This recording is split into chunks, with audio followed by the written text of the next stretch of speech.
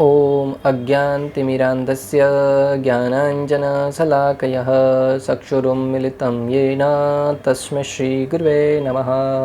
हरे कृष्णा। आज गीता श्रृंखला के सत्र क्रमांक 408 में आप सभी भक्तों का हार्दिक स्वागत है। आज हम श्रीमद् भगवद गीता के 11वें अध्याय के जो कि है विराट रूप श्लोक क्रमांक 40 का अध्ययन करेंगे। आइए, श्लोक इस प्रकार है। नमः पुरस्ताद पृष्ठतस्ते नमो अस्तु ते सर्वत एव सर्व अनन्तवीर्यम् आदित्यविक्रम त्वहं सर्वं समाप्नोसि ततो असि सर्वः। अर्थात अर्जुन कहते हैं कि आपको आगे पीछे तथा चारों ओर से नमस्कार है। हे असीम शक्ति, आप अनंत पराक्रम के स्वामी हैं, आप सर्वव्यापी हैं, अतः आप सब कुछ हैं। अर्जुन इतना रोमहर्षित हो गया है, इतना प्रफुल्लित हो गया है कि भगवान का महिमा गान करते हुए कहता है कि आपको आगे पीछे और चारों ओर से नमस्कार।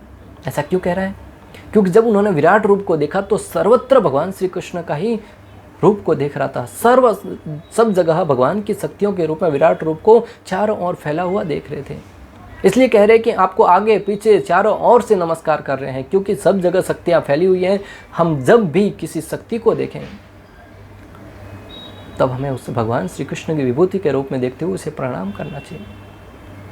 जैसा कि भगवान श्री कृष्ण 10वें अध्याय में कह भी चुके हैं कि मनुष्यों में मैं राजा हूँ, पशुओं में शेर हूँ, पौधों में वृक्षों में अश्वत्थ का वृक्ष हूँ, देवताओं में इंद्र हूँ, प्रजापतियों में ब्रह्मा जी हूँ। ऐसे अनेक प्रकार से भगवान श्री कृष्ण अपनी विभूतियों का वर्णन कर रहे हैं। तो जब उन विभूतियों को देखें तो स्वाभाविक हमें भगवान श्री कृष्ण की शक्तियों का स्मरण हो आना चाहिए और उन शक्तियों को देखते ही भगवान श्री कृष्ण को प्रणाम करना चाहिए। यहाँ पर अर्जुन जब चारों ओर भगवान की शक्तियों को देख रहे हैं, भगवान के फैले हुए विराट रूप को देख रहे हैं, तो स्वाभाविक ही वो भगवान को चारों ओर से प्रणाम करने के लिए प्रेरित हो रहे हैं। हे असीम शक्ति, जिनकी कोई सीमा नहीं है, असीम है। हमारी शक्ति सीमित होती है। कोई व्यक्ति 100 किलो तक डंबल उठा सकता है, कोई 200 किलो, कोई 50 किलो, कोई 10, कोई 20। अर्थात हर एक की कोई ना कोई कैपेसिटी होती है, कोई सीमा होती है। परंतु भगवान की असीमित शक्तियाँ हैं। भगवान अपने लेफ्ट हैंड की छोटी सी तर्जनी उंगली से भी गोवर्धन जी को उठा सकते हैं, जो कई किलोमीटर लंबा है, कई किलोमीटर चौड़ा है, और उनको उठाने में कोई शक्ति का प्रयोग नहीं करना पड़ता है। मात्र इशारे मात्र से 7 दिन 7 रात कई वर्षों तक उठा के रख सकते हैं। अरे संपूर्ण ब्रह्मांड उनकी शक्ति के ऊपर टिका हुआ है, तो फिर मात्र एक पर्वत क्या बात है। और छोटी सी उम्र में बड़े बड़े राक्षसों का वध किया, बड़े बड़े राक्षसों का, भयंकर राक्षस जिनको वध तो करना दूर की बात है, कोई उनके सामने ठहरता भी नहीं था। उन राक्षसों को मात्र भगवान श्री कृष्ण ने किसी का स्तनपान करके, किसी को स्पर्श करके, किसी को घुमा कर फेंक के, किसी के मुंह में हाथ डालकर उसको इतना मोटा बना दिया कि वो सांस ही नहीं ले पाया और मर गया। इस प्रकार भगवान ने अनेक लीलाएं करी और उसमें सिद्ध किया कि भगवान की शक्तियां हैं वो वास्तव में असीम हैं। आप अनंत पराक्रम के स्वामी हैं।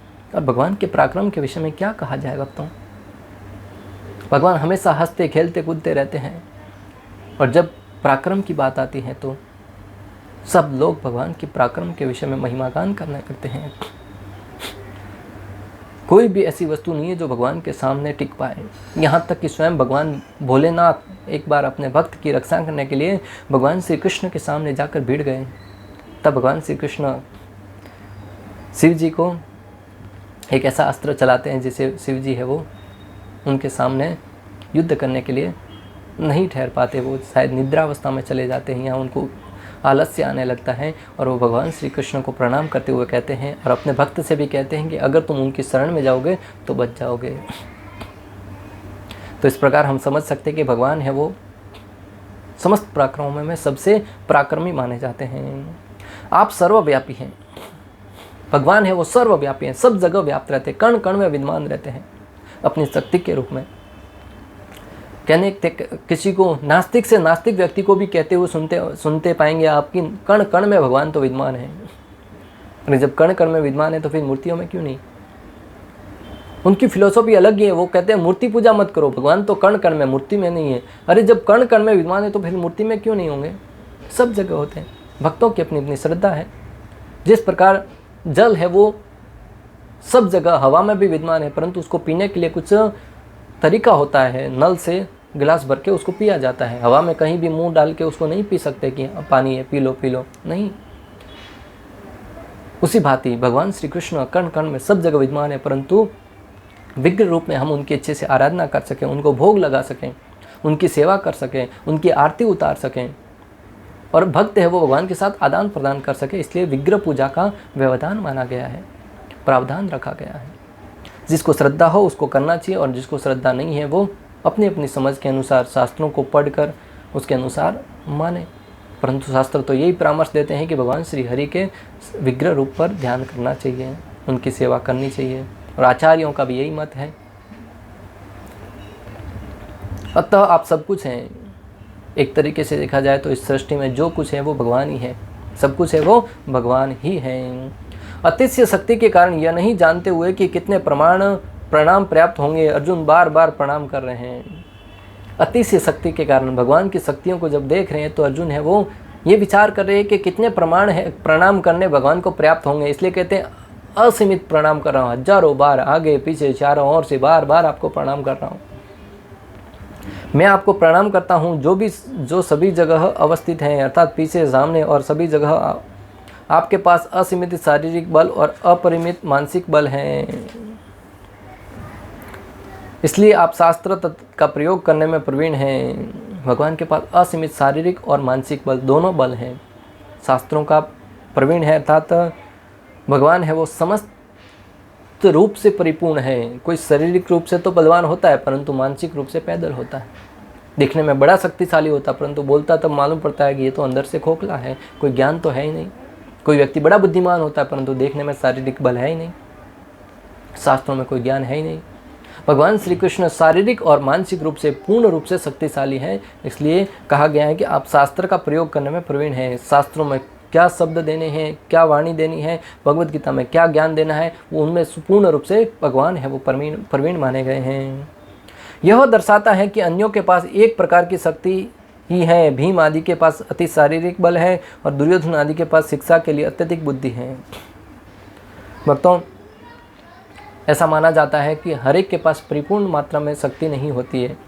कोई अत्यधिक शारीरिक बल रखता है तो कोई बुद्धिमानी में रहता है। जैसे भीम बहुत शक्तिशाली थे, परंतु विवेक का प्रयोग नहीं करते थे। हर जगह पे मार कूटने की बात करते थे, तोड़ने कूटने की बात कर रहे थे। और दूसरी तरफ दुर्योधन है, उसके पास इतना शारीरिक बल नहीं था भीम जितना, परंतु वो अनेक प्रकार की रणनीति बनाने में, कूटनीति में बुद्धिमान था। अर्जुन फिर भगवान के सभी रूप होने के कारण कह रहे हैं कि आप सर्वव्यापी हैं, इसलिए आप सब कुछ हैं। विष्णु पुराण 1.9.70 में वर्णन आता है, यो यम त्वा गतो देव समीपम देवम गणः सत्वम एव जगत स्रष्टा यतः सर्वगतो भगवान। हे भगवान, जो देवता आपके पास आता है वह आप ही हैं, अर्थात जो कोई भी जीव आपके द्वारा शक्ति प्रदत्त है वो आप ही माने गए हैं। क्योंकि हे जगत दृष्टा आप सर्वव्यापी हैं, क्योंकि हे जगत दृष्टा आप है वो सर्वव्यापी हैं। जिस प्रकार मान लीजिए कि सरकार के मंत्रिमंडल में कोई मंत्री है और मंत्री का पीए या कोई डीएम या कोई भी साहब है जो सरकार द्वारा नियुक्त किया गया है, वो अगर कोई आदेश लेकर आपके पास आता है, राजा का कोई आदेश लेकर आपके पास आता है, तो उसको भी हमें सम्मान देते हुए उस आदेश को उतना ही पालन करना जितना राजा स्वयं आकर आपको आदेश दे, क्योंकि वो आदेश राजा द्वारा ही भेजा गया है। उसी बात ही सारे के सारे देवता हैं वो भगवान द्वारा नियुक्त किए गए हैं, इसलिए देवताओं के द्वारा जो आदेश दिए जाते हैं वो भगवान द्वारा दिए गए आदेश के समान माने गए हैं। शास्त्रों में जो भी प्रमाण दिए गए हैं आचार्यों द्वारा, वो सारे के सारे भगवान द्वारा प्रदत्त शास्त्र हैं। श्री चैतन्य चरितामृत मध्य लीला 11.168 में वर्णन आता है, अन्यवांछा अन्य पूजा साड़ी ज्ञान कर्म अनुकूल्य सर्व इंद्रिय कृष्ण अनुशीलन। अर्थात शुद्ध भक्त को कृष्ण की सेवा करने के अतिरिक्त अन्य कोई कामना नहीं करनी चाहिए। जो शुद्ध भक्त है उसको भगवान श्री कृष्ण की भक्ति, भगवान श्री कृष्ण की सेवा करने के अतिरिक्त अन्य कोई कामना नहीं करनी चाहिए। उसे न तो देवताओं की, न ही संसारी व्यक्तियों की पूजा करनी चाहिए। उसे कृष्ण भावनामृत से रहित किसी कृत्रिम ज्ञान का अनुशीलन नहीं करना चाहिए। उसे न तो अन्य देवताओं की शरण में ना जाना चाहिए, न ही इस भौतिक जगत के किसी व्यक्ति की शरण में जाकर उसकी सेवा करनी चाहिए। आज हम देखते हैं कि अनेक ऐसे लोग हैं जो सामान्य से सामान्य व्यक्ति या सरकार में किसी मंत्री या किसी पद पर स्थित लोगों को प्रसन्न करने के लिए उनके चरणों को स्पर्श करते हैं। हाँ, कोई सम्मान के रूप में करे अलग बात है, परंतु चापलूसी करने के लिए उनके जूते पहनाना या उनकी बिना किसी कारण ही उनकी प्रशंसा करना, ये यहाँ पे उनका निषेध कहा गया है कि एकमात्र भगवान श्री कृष्ण की शरणागति स्वीकार करके उनकी ही सेवा करने में संलग्न रहना चाहिए। उसे कृष्ण भावनामृत से रहित किसी कृत्रिम ज्ञान का अनुशीलन नहीं करना चाहिए। उसे कृष्ण भावनामृत से रहित किसी कृत्रिम ज्ञान, अर्थात जो तथाकथित, आज की तारीख में अनेक प्रकार के कृत्रिम ज्ञान, तथाकथित मुझे ऐसा लगता है, ऐसा होना चाहिए, ऐसा हो सकता है, शास्त्रों से नहीं लिया गया ज्ञान जो मनगढ़ंत तरीके से बताया गया है, उससे दूर रहकर उसके प्रति हमें श्रद्धा नहीं रखनी है। उसे कृष्ण भावनामृत से रहित किसी कृत्रिम ज्ञान का अनुशीलन नहीं करना चाहिए और कृष्ण भावना भावित कार्यों के अतिरिक्त अन्य किसी कार्य में नहीं लगना चाहिए। और जो कृष्ण भावना भावित कार्य नहीं है, उन सारे कार्यों का परित्याग करके एकमात्र कृष्ण भावनामृत, अर्थात जो कृष्ण से संबंधित कार्य हैं, उनमें ही लगना चाहिए। उसे अपनी सारी विशुद्ध इंद्रियां भगवान की सेवा में लगानी चाहिए। कृष्ण भावना भावित कार्यों को अनुकूल रीति से संपन्न करने की यही विधि है। उस व्यक्ति को चाहिए कि वो अपनी सारी इंद्रियों को कृष्ण भावनामृत में ही लगाए, कृष्ण सेवा में ही लगाए, और इंद्रियों को शुद्ध करने की यही सरलतम विधि है। हम अपने प्रयास से इंद्रियों को शुद्ध करने के लिए अनेक योग, व्यायाम, तपस्या करेंगे, उनसे इंद्रियां शुद्ध नहीं होने वाली। कलयुग के लिए बहुत ही सरल विधि बताई गई है कि हम अपनी इंद्रियों को कृष्ण भक्ति में, कृष्ण की सेवा में लगाएं और उसके द्वारा इंद्रियां हैं वो शुद्ध हो जाएगी। क्यों? क्योंकि इंद्रियों के स्वामी है वो ऋषिकेश अर्थात भगवान श्री कृष्ण है, और जिसके स्वामी के सेवा में उन इंद्रियों को लगाएंगे, स्वाभाविक ही वो शुद्ध हो जाएंगी। नारद पंचरात्र में वर्णन आता है, सर्वोपाधि विनिर्मुक्तम तत्प्रत्वेन निर्मलम ऋषिकेशम सेवनम भक्ति उच्यते।